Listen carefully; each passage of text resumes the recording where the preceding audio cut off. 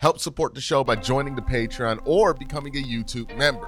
Also, hit that like button and subscribe if you want more Browns-focused content. All right, so we got to talk about this Quincy Judkins story because we got more information. When I first talked about it, there was not a lot of details about what happened leading up to the arrest. Now we do have at least one side of the story, the victim's story here. This is from the Fort Lauderdale Police Department's report that they just had published. Who published this? Was it Tom Pelissaro posted it on Twitter? So this is that. I'm going to read it verbatim. Understand this is a police report about a domestic violence situation. If you are extremely sensitive to hearing intimate details of this such thing, I would advise that you click off the video. This is just not going to be one for you.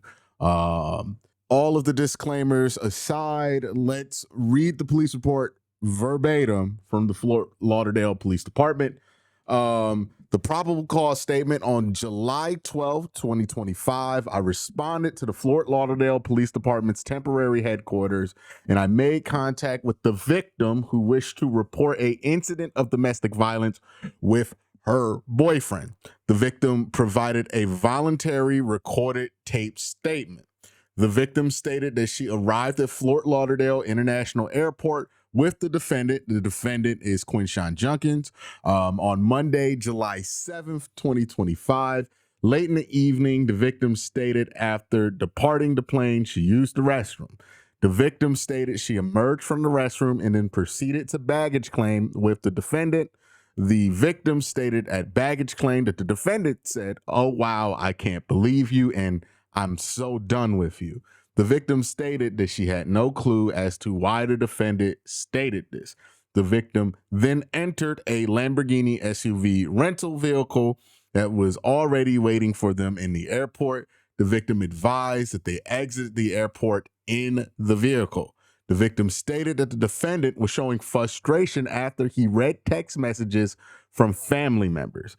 The victim stated that she was trying to explain to the defendant that the messages were not true.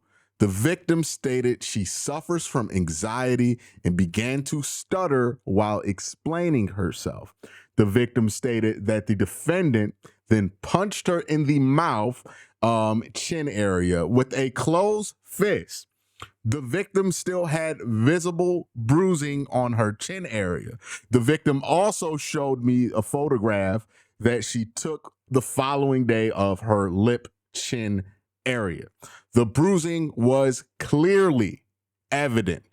The victim stated that the defendant pulled over at one point as she exited the vehicle and called the defendant's mother. So the victim stated the defendant pulled over at one point and she exited the vehicle and called the defendant's mother. That's not a very clear sentence. Yeah, are they saying that the victim called Quincy's mother or that Quincy, the defendant, pulled over at one point? Okay, so they're saying Quincy pulled over and called his mother. I think that's what they're saying. The victim stated she did not tell the defendant's mother what had just transpired. The victim advised that she re-entered the vehicle and sat in the back seat. The victim stated the arguing continued. The victim stated she was still trying to explain the text, and the defendant read were taken out of context. The text that the defendant read were taken out of context. So something's going on with the family and the girlfriend, and they're giving Quincy information that is potentially enraging him towards the victim. It's my read on that. Okay. The victim stated that the defendant turned around while he was driving and then struck her additional times in the left arm and thigh. The victim had visible bruising on her left arm and thigh. This is the police officer talking. The victim had visible bruising on her left arm and thigh. Victim also displayed photographs that were taken just after the incident with similar bruising. The victim stated while the defendant was striking her in the instant, she began to kick her feet in the direction to the defendant itself. The next page states the victim stated that the defendant pulled into a Burger King parking lot, at which point She exited the vehicle for additional time. The victim stated that she ultimately re-entered the vehicle and told the defendant, "Do not touch me again." The victim was asked, why did she not contact 911? The victim stated that she felt bad due to his recent success and career of the defendant, Quincy Judkins. The victim stated that she decided to contact the police on today's date. So this incident happened on the 7th. She contacted the police. When was this report filed? Where's the date on this report? Let me pull it up. 7/12. So, there is a little bit of a gap from when this happened to when it was reported to police. And the victim decided to contact police on today's date after speaking with family and coming to a realization that something needed to be done. Now, this is just my opinion here. I know a lot of people have a lot to say about that one part of it. If you have had somebody in your family, unfortunately, deal with a domestic violence situation, especially a woman in your family deal with a domestic violence situation, you would know that stuff like that is unfortunately very common, right? Where somebody is a victim of domestic violence and does not tell anybody or decides to try to, stick it out, hoping things will get back to normal over a period of time. This is my personal opinion based on my personal experience. I know some people were kind of painting that out as if it's weird. To me, things I've experienced, that's not strange at all. The victim and defendant resided together as if a family between May 2024 and December 2024. The victim and the defendant were not in a relationship between December 2024 and June 2025. They rekindled their relationship. The victim stated she's currently and previously been in an intimate and romantic relationship with the defendant. The victim stated that the defendant's multiple physical strikes to her were against her will. The victim advised she desired prosecution, so she pressed charges. I made contact with the defendant. Again, this is the police officer talking now. And the defendant invoked his Miranda rights and was not asked any questions. The defendant was placed under arrest for domestic battery, as he actually and intentionally struck the defendant multiple times against her will. The defendant was transported to Florida County Jail. The defendant was later turned over to BSO Maine for booking. Further information in the incident report. All right, so we don't know Quincy's side of this yet. All we got is that he invoked his Miranda rights. We don't know what he has to say about this. I will say this from reading that statement. It looks like this is really bad for Quincy Judkins, like just straight up. That report it's not good. It seems like the police officer was able to confirm that there was evidence of physical abuse on this lady, and that where she said she got hit, there was evidence that she got hit where she got hit. And honestly, that's what matters to me. I do not care about what was going on in their little relationship, who was in the right or wrong in the argument, and the he said, she said part of this. The part I care about is they confirmed that she looked like she got beat up by him. And that's what she claims happened. If any of us have sisters, or, maybe you live with your mom, and you have those pieces of evidence, I ain't really got to say much to you, right? Like, you already know what time it is. So that's where we are with that. And with everything that we know right now, again, we haven't heard Quincy's side of it. I don't know how much that's going to change things unless he has something extraordinary to add to this. But more than likely, we'll just find out why he was upset. But I don't really care what gets you upset to this point. Striking somebody in that manner, in my personal opinion, is unacceptable. One of the first things my father had taught me about being a man was, it don't matter what happened. You don't do that. That is never a line that you cross. So you asking me personally how I feel about it. That's how I personally feel about it. I don't fuck with it at all. And if Quincy gets suspended for 6 games for this, I have no issue with it. That's my personal opinion on this, right? You will see that report, come to your own opinions and conclusions based on your life experience. But mine, I find this unacceptable. I find this, quite frankly, gross. And if what is in this police report is accurate and whatever suspension he gets, he should be happy he's only serving that. So that's where this story gets. Now, again, I do have to throw the caveat in that this is alleged, but what is not alleged at this point is that the person in the car with him has bruises that looked like they came from somebody's fist, according to the police officer, right? Like, there was evidence here that the police officer thought was enough to arrest Quincy Judkins and make the determination that he was an immediate threat to her safety. There is enough there to where I am certain that the league is likely to suspend him, probably for the maximum amount. I know that there's been some weird, like, I've been seeing the comments and under the videos, and some of this, there's been some strange theories here that people have, because Quincy has not signed his rookie deal. That part is irrelevant. He could get suspended for stuff that he did in college, technically, with the NFL's disciplinary guidelines. If the NFL wants to suspend him for something that happened in college, they can do it. If the NFL wants to suspend him for something that happened while he wasn't under contract in the NFL, they can do it. And especially in a situation like with Quincy Judkins, where he was in a team's camp, the NFL most certainly has legal right to punish Quincy Judkins under their personal conduct policy, even if this were to go to actual court. Like, as far as I understand, once you kind of accept being in the NFL's draft pool, you are accepting being under the purview, like, legally, of the personal conduct policy, as far as I understand it, because you are consenting to be a part of the NFL, and part of that consent is consenting to its rules, right? So even if you wanted to challenge this outside the NFL and test their legal jurisdiction on this to punish you, I think it's likely, and I'm not a legal expert, so please, if somebody who's a legal expert tells you otherwise, then, feel free to believe them over me. But as far as I understand, once you accept being drafted, like, appear to consent to being drafted to the team that you're drafted, and then showing up to their practices, you are establishing that you're accepting to be under the purview of NFL rules. I mean, I think that's pretty boilerplate. It's probably in one of those waivers that they signed to be a part of the draft, or to be a part of minicamp, OTAs that aren't their contract. So yeah, I know some people have been making it kind of a deal that he's not signed his rookie deal.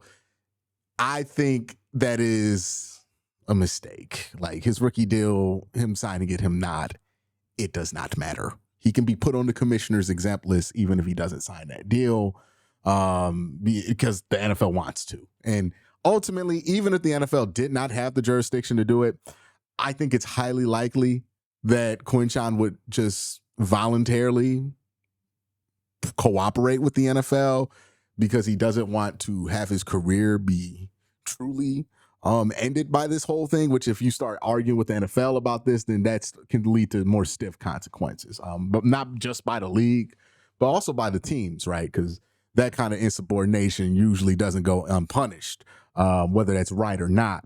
So yeah, I've seen people bring that up. I just want to address that. I don't think that matters. I don't think it has any way of mattering as far as this whole situation. The Browns will sign him to a rookie deal also. Like, I think that's going to happen. They're going to sign him to his rookie deal. He's going to get suspended probably for 6 games or longer. And that's just going to be what it's going to be. We could bring up that it's his first offense, but it was Mike Hall's first offense. He got 5 games, right? And his case got pleaded down to something less serious eventually. So we'll see what happens with this Quincy thing. I will stress, we have not heard Quincy's side of this, right? So I don't want to make a full-on determination, but what I've heard, what I just read in that police report, does not give me confidence that this isn't what it sounded like when we first heard it, right? Now, there's been questions about if this was something that the Cleveland Browns could predict, if this were something that the Cleveland Browns could find out beforehand. I will say this. We tend to act like when situations pop up like this, that they aren't complicated. We act like when stuff pops up like this, that people just walk around Earth with like a blinking red like arrow pointing at them saying, hey, this is a future domestic abuser or something like that. Like, it's not that simple, right? The Browns could have done all their due diligence. Nothing legitimately popped up, and then he does something that surprised us. The truth about people is that people are complicated.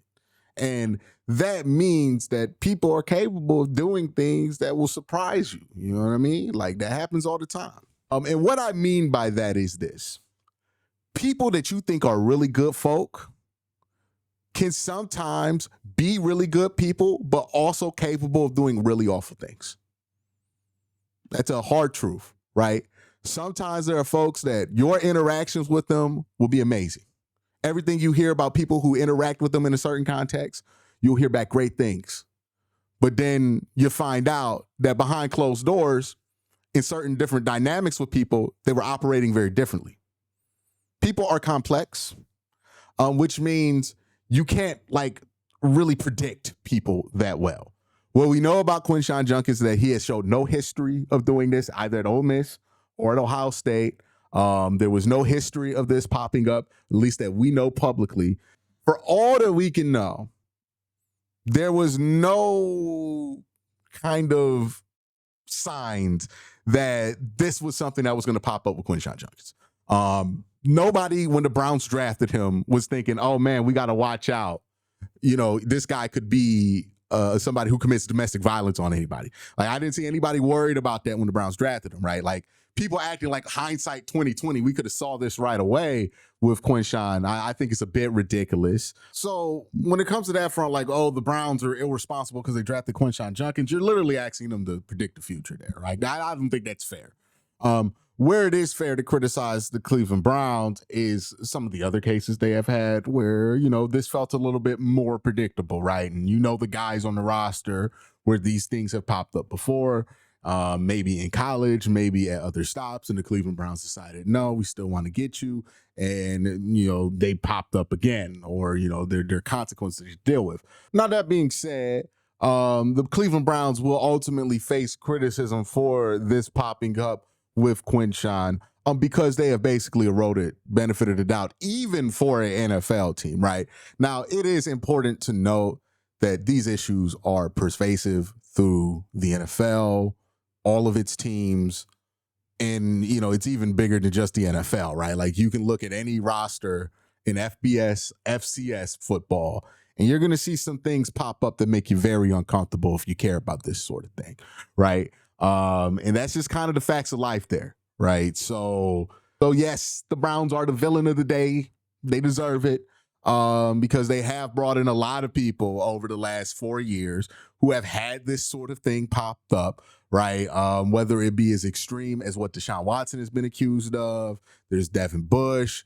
Kareem Hunt, they didn't bring in, but they kept Kareem Hunt on the roster. Like, all of these guys who have had, on a spectrum, questionable situations arrive when it comes to violence against women, have been on the Cleveland Browns roster. And this is just yet another case of it happening. And yes, it's important to call that out for the Cleveland Browns if you want something to be done about this. I think it's also important to keep pushing the issue to be bigger than just this player bad, this team bad, right? Because a lot of people are just using this to get their shit off about teams they don't like.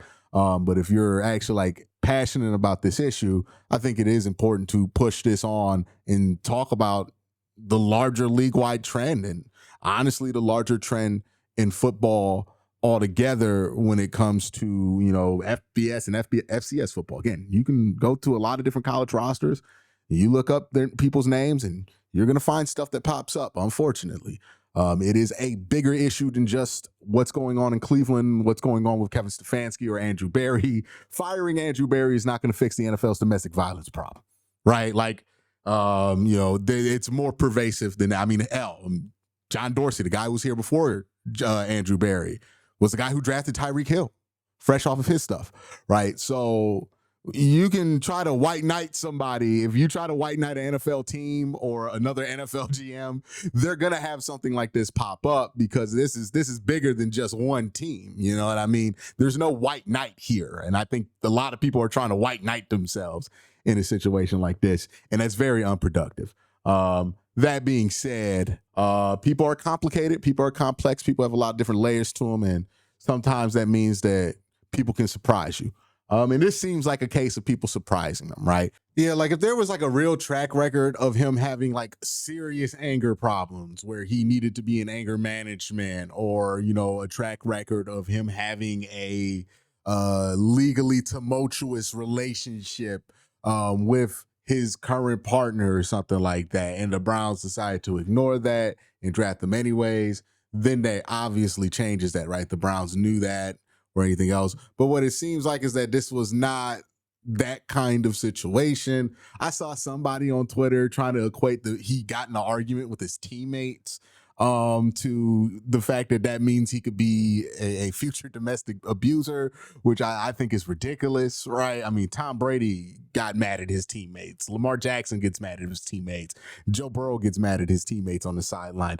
Peyton Manning got in an infamous argument with Jeff Saturday on the side. Like, that's just so normal on a football sideline. So I don't know if that is a good indicator of if somebody has a high probability of this kind of thing popping up. And also, at some point, maybe the conversation should be less about what can teams do to avoid having a bad PR issue and more about what teams can do to make sure that their players aren't committing violence towards women. Like, maybe that's where we can eventually get to, right? It's one thing to avoid being in a bad PR situation by just slipping away from it, right? But like, are we going to actually try to teach people better so they can do better? I think that's a valid place, because I would love it if Quincy just didn't get in this trouble to begin with. You know, that would be the best thing, because then that's one less woman that got punched in the face, and that's one less man that's being accused of domestic violence. I think that's the best case forward. You know, we get so caught up in, oh, what can my team do to avoid this?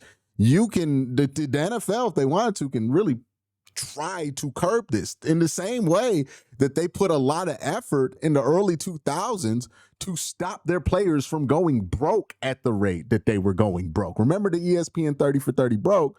That really changed how the league operated. And now we're seeing less players get broke as money got better, but decisions with money are a lot better. They did education on this, right? In ways to avoid getting in this kind of trouble with your money. You could do the same thing with this kind of stuff if you're the NFL, to just hopefully reduce the amount that this pops up league wide.